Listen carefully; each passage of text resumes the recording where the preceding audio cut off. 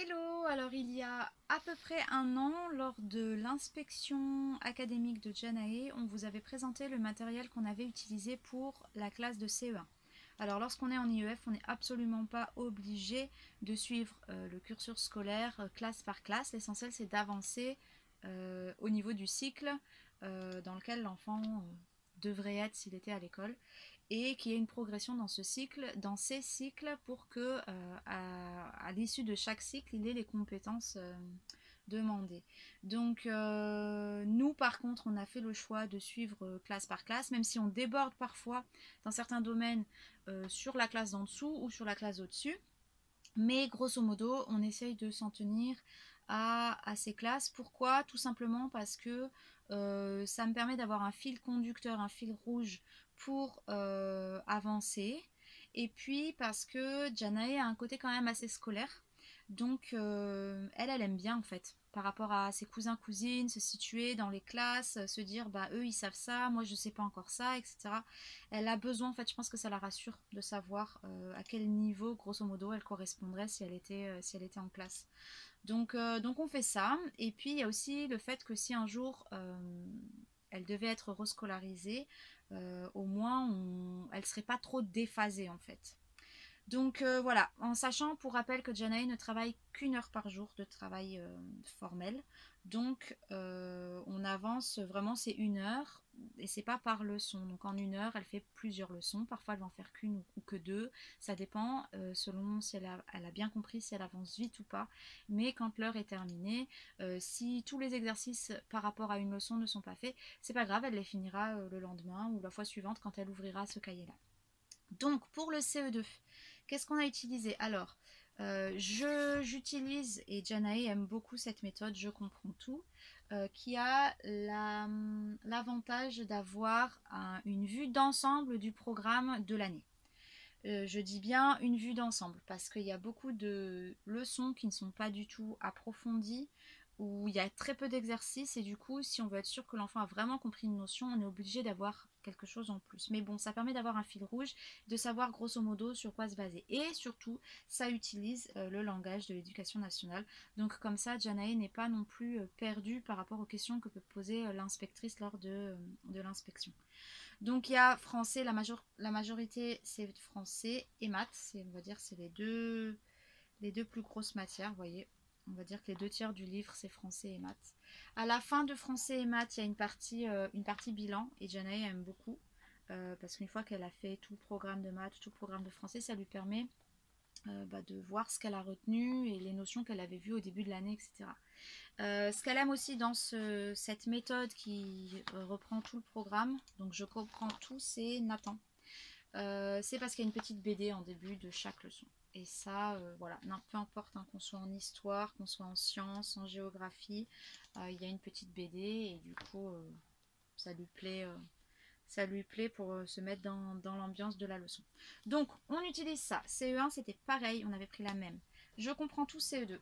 Évidemment, pour moi, ça ne me suffit pas. Donc, pour les maths et pour le français, je prends des choses à côté. Pour les sciences, on utilise comment dire, une boîte d'expérience en plus. Donc c'était un cadeau qu'elle avait reçu, je sais plus, un Noël ou un anniversaire, et qui n'est pas par niveau, mais qui vraiment permet d'apprendre plein de choses et d'évoluer. Donc elle fait ça de temps en temps. Alors pour le français, qu'est-ce qu'on avait pris? On avait pris dictée de la librairie des écoles. C'est la première fois qu'on a découvert la librairie des écoles et qu'on a testé. Je dois admettre qu'on a beaucoup aimé. Autant Janae que moi, on a pris les dictées et on a pris la géométrie pour les maths parce qu'elle avait vraiment envie d'approfondir la géométrie. Donc, les dictées, c'est super bien fait. On a à chaque fois la dictée avec des questions de grammaire, de conjugaison. Ça nous permet de réviser tout le temps la conjugaison, d'analyser tous les verbes à chaque fois, les phonèmes, les homonymes, de voir les notions comme les adverbes, les notions comme les pronoms, etc. Donc c'est toujours en lien avec la dictée qu'elle étudie. Il y a des petits exercices après à côté, souvent avec des verbes à reconjuguer et puis les orthographes de certains mots qui ont le même son. mais qui ne s'écrivent pas du tout pareil, ou alors les féminins, les pluriels, les accords, etc.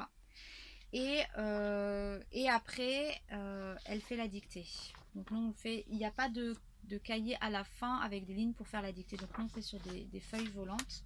Elle saute des lignes et on corrige comme ça. Alors, c'est CE2, mais sincèrement, c'est tellement complet que même là, on est en fin CM1 et elle est encore, on travaille encore un peu dessus. Là, par exemple, il nous en reste 27, 28, 29. Il nous en reste 3 dictées à faire et en fait on en fait une chaque dimanche. Ils mettent des séances de 20 minutes. Sincèrement, moi j'utilise vraiment ce support pour approfondir en termes de grammaire, d'orthographe, de conjugaison, toutes les notions qu'elle voit dans d'autres domaines. La dictée, ça permet de les rassembler, de les voir en situation réelle. Et moi j'approfondis vraiment. Donc en gros, ça dure entre 45 et 1 heure. Entre 45 minutes et 1 heure. Quand je fais une dictée là-dedans, je sais qu'on en a pour à peu près la tranche horaire habituelle de travail. Donc voilà, même si c'est CE2, sincèrement, on les fait même en CM1 et ça va très très bien. Donc on recommande la librairie des écoles. Alors là, ils mettent qu'il y avait toutes les corrections. Dans le nôtre, il n'y a pas les corrections. À la fin, il y a, vous voyez, la dernière dictée. Et à la fin de la dernière dictée, il y a des petites dictées supplémentaires qui là sont à faire sans les avoir travaillées, qui reprennent les notions apprises des autres dictées. Et qui permettent de faire des petites vérifs. Ça dure pas longtemps, hein. On en fait de temps en temps une ou deux par-ci par-là. Ça prend 5 minutes à Janae et du coup ça lui permet de réviser simplement. Mais donc il n'y avait pas les corrections. Donc je sais pas si il était à part et quand on l'a acheté, on l'a perdu, je sais pas.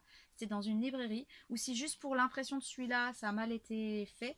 Parce que on en a acheté un là pour CM2. Donc c'est pas dicté, mais c'est leçon de français, je sais plus ce que c'est. Et en fait, j'ai bien vu, on a bien vérifié, il y avait bien les correctifs à la fin. Donc heureusement, moi je suis plutôt bonne en français. Donc voilà pour celui-là. En français, c'était avec ça que je complétais parce que pour moi, je trouve que les dictées, comme je disais, ça permet d'englober un peu toutes les notions de français qu'on fait, que ce soit grammaire, orthographe, conjugaison, vocabulaire, etc. Donc c'est pour ça qu'on avait pris que ça et je trouve que c'est déjà super riche. En mathématiques, attendez, non, en français, on a aussi utilisé la méthode multimalin. On vous en a parlé plusieurs fois. Alors, on l'a utilisé pour la conjugaison. Donc, évidemment, on l'a commencé en CE2.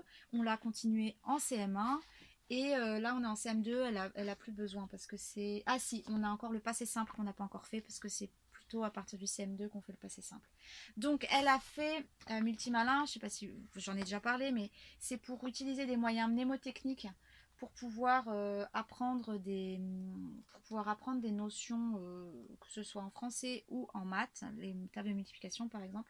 Donc il y a des histoires avec des dessins très précis et ça permet à l'enfant de retenir de façon très ludique et très simple. Donc Janae aime beaucoup Multimalin, elle accroche vachement à cette méthode.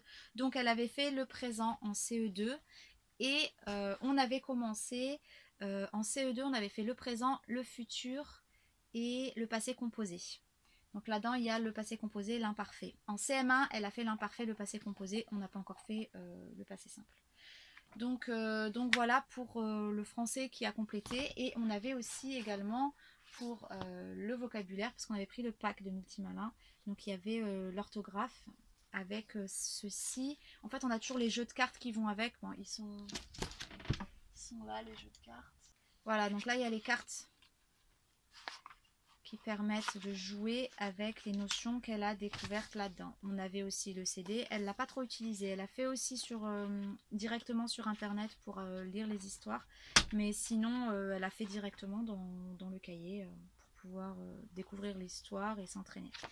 Donc voilà, pour le vocabulaire on a fait ça, et les jeux, comme je vous disais, il y a aussi pour la conjugaison, hein. On a les jeux de cartes pour la conjugaison. Donc ça c'était pour le français. Pour les maths, alors, on avait Multimalin pour les tables de multiplication. Table de multiplication qu'elle a apprise très rapidement et qu'elle utilise quasiment tous les jours aujourd'hui, de mémoire. Par contre, malgré le fait qu'elle les utilise énormément, elle n'a toujours pas la rapidité dans les réponses. C'est-à-dire que si je lui dis 6 x 6, elle va réfléchir à l'histoire avant de donner le résultat. Ce qui, moi, personnellement, ne me pose aucun problème. Si elle a besoin de temps pour trouver le résultat, elle a besoin de temps, il n'y a aucun problème. Elle est rapide sur plein d'autres domaines. Et par contre, pour ça, il lui faut le temps de retrouver l'histoire. Ça fait plus de 2 ans. C'est pas grave. L'essentiel, c'est qu'elle ne perde pas le truc et qu'elle continue, à se les remémorer régulièrement. De toute façon, en mathématiques, en CM1 et en CM2, il y a énormément de calculs dans tous les domaines parce qu'on apprend les multiplications à 2 chiffres, à 3 chiffres, les divisions à 1 chiffre, à 2 chiffres. Donc du coup, elle s'entraîne et forcément, ça commence à devenir un peu plus fluide. Et en maths, on avait pris ceci, donc c'est Janae qui l'avait choisi.